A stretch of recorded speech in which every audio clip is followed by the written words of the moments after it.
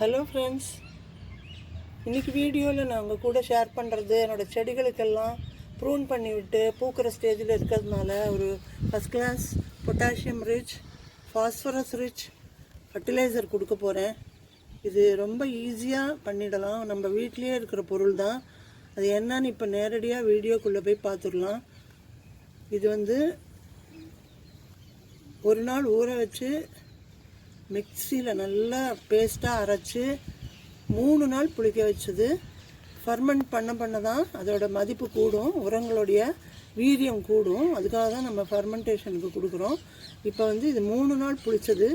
இது என்னன்னு பார்ப்போம் வாங்க.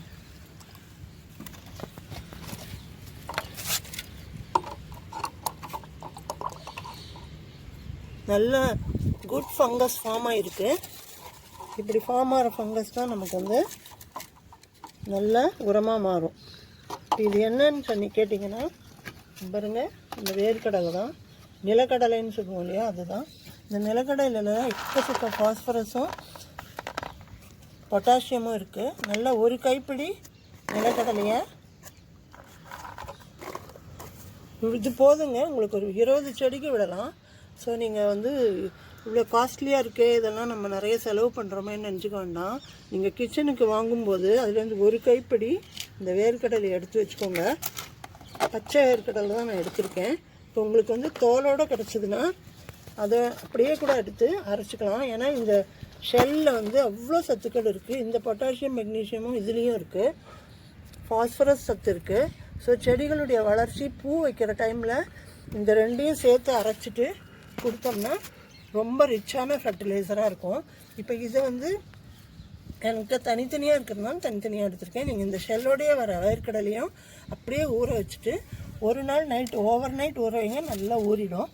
அதுக்கப்புறம் நல்லா காலையில் அரைச்சிட்டு மிக்சியில் இந்த மாதிரி அரைச்சிக்கோங்க. நல்ல கொஞ்சமாக தண்ணி ஊற்றி பேஸ்ட்டாக அரைச்சிக்கலாம். பாருங்க, அந்த ஷெல்லோடையே அரைச்சிருக்கேன் நான். இதை 3 நாள் புளிக்க வச்சது. இது இப்போ ஃப்ரெஷ்ஷாக அரைச்சி கொண்டு வந்தேன் உங்களுக்கு காமிக்கிறதுக்காக. இது புளிக்க வச்சு வச்சுருக்கிறது. ஸோ இதை நம்ம எல்லா செடிகளுக்கும், பூக்கிற செடிகளுக்கு எல்லாம் கொடுக்கலாம். காய்கள்லேயும் பூ பிடிக்கிறதுக்கு இது ரொம்ப நல்ல உரமாக இருக்கும். நான் இது ரொம்ப வருஷமாக யூஸ் பண்ணிட்டுருக்கேன். இந்த டைமில் நான் கொடுக்கறதுனால உங்கள் கூட ஷேர் பண்ணிக்கிறேன். இப்போ இது கூடவே இதோட மதிப்பு கூட்டுறதுக்கு நம்ம இந்த பனானா பீல் ஃபர்டிலைசரும் எடுத்துக்கலாம். இந்த வாழைப்பழத்தோல் பாருங்கள், ரொம்ப நாளாக ஊறின்னு இருக்குது, 3 டேஸ்க்கு மேலே ஆச்சு. இதையும் நம்ம சேர்த்து கொடுத்துடலாம். ஸோ எக்கச்சக்க பொட்டாசியம், ஃபாஸ்பரஸ், மெக்னீஷியம், நுண்ணூட்ட சத்துக்கள் கிடைக்கும். இதில் முக்கியமாக மண் வளமாகும். அதுக்கப்புறம் தண்ணி நல்லா உறிஞ்சி வச்சுக்கும். இந்த உரம் கொடுத்தா உங்களுக்கு சாயில் எப்போவுமே மாய்ஸ்டாக இருக்கும். மண் வளமாகும், சாயில் மாய்ஸ்டாக இருக்கும். எப்பப்போ தண்ணி ஊற்றின்னு இருக்க வேண்டாம். சம்மருக்கு ஏற்ற ஒரு நல்ல உரம். ஒன்லி திங், இதை நல்லா டைல்யூட் பண்ணிடணும். இப்போ இதில் எறும்பு வருமானு கேட்டால் வராது. அது நம்ம கொடுக்குற முறையில் தான் இருக்குது. நான் எப்படின்னு உங்களுக்கு சொல்கிறேன். இது ரெண்டையுமே நான் கலந்து உங்களுக்கு காட்டுறேன்.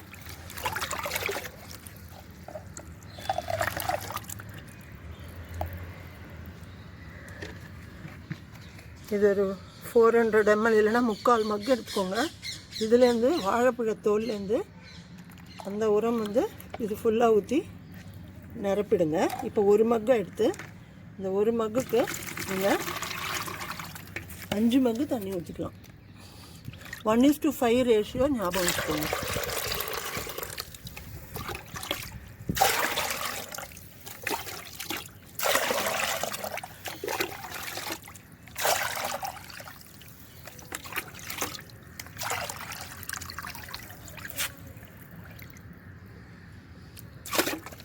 இப்படி 1:5 ரேஷியோவில் நல்லா கலந்துட்டு, இது ஃபில்டர் பண்ண வேண்டாம், நம்ம மண்ணுக்கு தான் ஊற்ற போகிறோம். மண் நல்லா வளமாகும், நிறைய நுண்ணூட்ட சத்துக்கள் இருக்குது. அதனால் செடிகள் ரொம்ப நல்ல பசுமையாக வளரும். அதே மாதிரி தண்ணியை உறிஞ்சி வச்சுக்கும் சாயில். பூக்கள் உதிராது. எப்பவுமே இந்த உரங்கள் கொடுக்கும்போது சாயங்கால நேரத்தில் கொடுங்க. இப்போ மண்ணை வந்து இப்படி நல்லா கிளறி நடுப்பக்கமாக ஆக்கிடுங்க.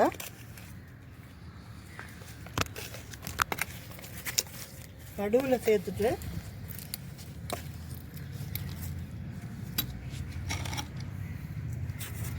இது அப்படியே ஓரமாக ஊற்றி விடுங்க. ஒரு செடிக்கு உங்கள் செடியோட சைஸ் பொறுத்து ஊற்றிக்கோங்க. சாயங்கால நேரத்தில் நான் தண்ணி ஊற்றிட்டேன். எப்போவுமே சாயில் மேல் பரப்பில் ஈரமாக இருக்க மாதிரி பார்த்துக்கோங்க. அப்போ தான் நம்ம கொடுக்குற உரம் வந்து நல்லா செடியோட வேர் வரைக்கும் போய் அப்சர்வ் ஆகி உங்களுக்கு செட்டில் ஆகும். அதனால எப்போவுமே ஈரமாக இருக்கணும். அதே மாதிரி இந்த உரத்தை கொடுக்கும்போது ரொம்ப கொடுத்து இந்த ட்ரெயின் ஹோல் வழியாக வேஸ்ட்டாக போயிடாமல் பார்த்துக்கோங்க. அளவாக கொடுங்க எப்போவுமே உரம். சின்ன செடிக்கெல்லாம் ஒரு 200 ml ஒரு டம்ளர் கொடுத்தா போதும். பெரிய செடியாக இருந்தால் ஒரு 2 டம்ளர் கொடுங்க. இப்போ இந்த நடுவில் சேர்த்த மண்ணை வச்சு மூடி விட்டுடலாம். அப்போ என்ன ஆகும்னா உங்களுக்கு எறும்பும் வராது. ஏற்கனவே நம்ம டைல்யூட் பண்ணியிருக்கிறதுனால கண்டிப்பாக எறும்பு வராது. அப்படியே சத்துக்கள்லாம் உறிஞ்சப்படும். அதே மாதிரி எல்லா தொட்டிக்கும் நீங்கள் கொடுக்கலாம். இப்போ மல்லிகை செடி சீசனுங்கிறதுனால நான் இதுக்கு உரம் கொடுக்குறேன். இப்போ இந்த உரத்தை ஒரு தடவை கொடுத்து பாருங்கள். 15 நாளைக்கு ஒரு தடவை கொடுக்கலாம். இல்லை நீங்கள் மற்ற உரங்கள் நடுவில் கொடுப்பீங்க அப்படின்னா நீங்கள் மாதத்துக்கு ஒரு தடவை கொடுத்தா கூட போதும். ஏன்னா நம்ம உரங்கள் எப்போவுமே மாற்றி மாற்றி தான் கொடுக்குறோம். ஸோ நீங்கள் 15 நாளைக்கு ஒரு தடவை இதை ரொட்டேஷனில் கொடுத்துட்டு வாங்க.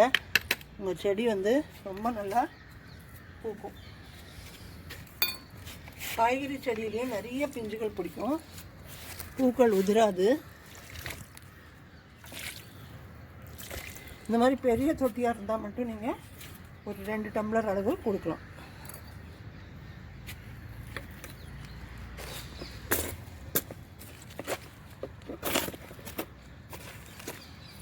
ரொம்ப ஊற்றி ட்ரென்ச் பண்ணி விடாதீங்க. அப்புறம் கீழே அடி வழியாக வேஸ்ட்டாக போயிடும்.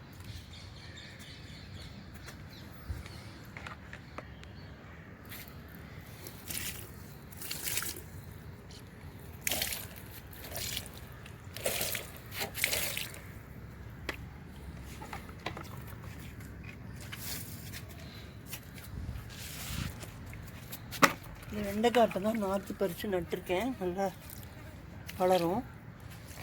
இந்த மாதிரி நாற்று பறித்து நட்டிங்கன்னா அதுக்கும் கொடுக்கலாம். செடி கட்ட கட்ட கட்டன்னு வளர்ந்து நல்ல அறுவடை கொடுக்கும் உங்களுக்கு.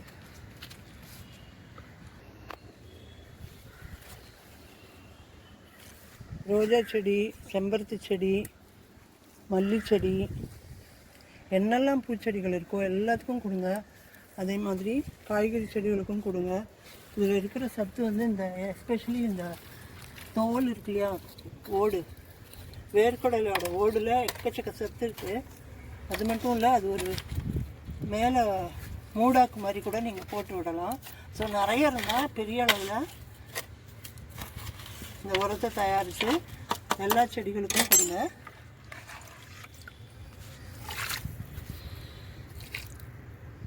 இந்த மாதிரி ஓரமாக கொடுத்துட்டு அப்புறம் நீங்கள் இந்த மண்ணாலேயே மூடி விட்டுடலாம்.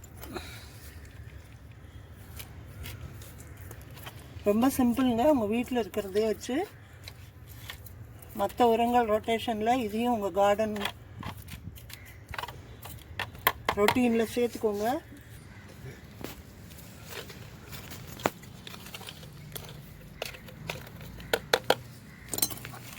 தொட்டி மண் வளமானாலே உங்களுக்கு வந்து செடிகள்லாம் அபார வளர்ச்சி கொடுக்கும். பூச்சி தொல்லை இருக்காது. செடிக்கு வந்து நல்ல இம்யூனிட்டி கிடைக்கும்.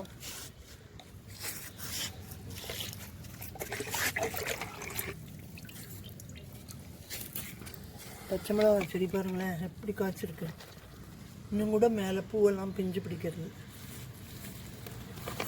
இதுக்கு நான் இந்த மாதிரி இயற்கை உரங்கள் தாங்க எப்போவுமே கொடுக்குறேன். எதுவுமே நான் கடையில் வாங்குறது கிடையாது. நான் ஒரு வீடியோலேயே சொல்கிறது தான். கொஞ்சம் யோசித்து நம்ம வீட்டில் யூஸ் பண்ணுறத வச்சு நம்ம இந்த மாதிரி தயாரித்து கொடுத்தா போதும். இப்படி நமக்கு பலன் தரும். இவ்வளோ பச்சை பாருங்கள்.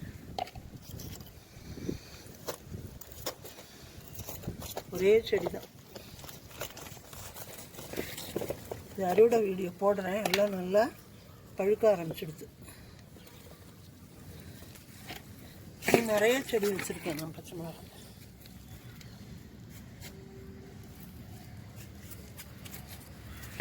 இங்கே பாருங்க,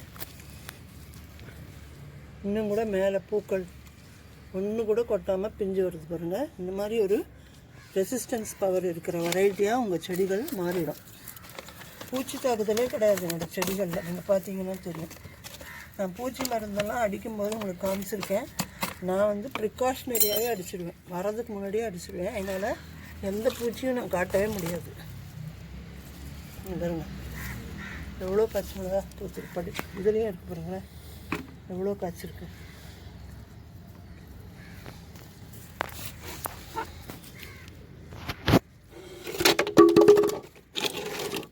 நிறைய பிஞ்சு இன்னும் கூட. ஸோ எல்லா செடிக்கும் ஊற்றி விடுங்க, நல்ல ரிசல்ட் பார்க்கலாம். ஓகே ஃப்ரெண்ட்ஸ், இந்த வீடியோ உங்களுக்கு உபயோகமாக இருக்கும்னு நினைக்கிறேன். நினச்சிங்கன்னா நீங்களும் நினச்சிங்கன்னா மறக்காமல் லைக் போடுங்க, எல்லாருக்கும் ஷேர் பண்ணுங்கள், சப்ஸ்கிரைப் பண்ணுங்கள் மறக்காமல்.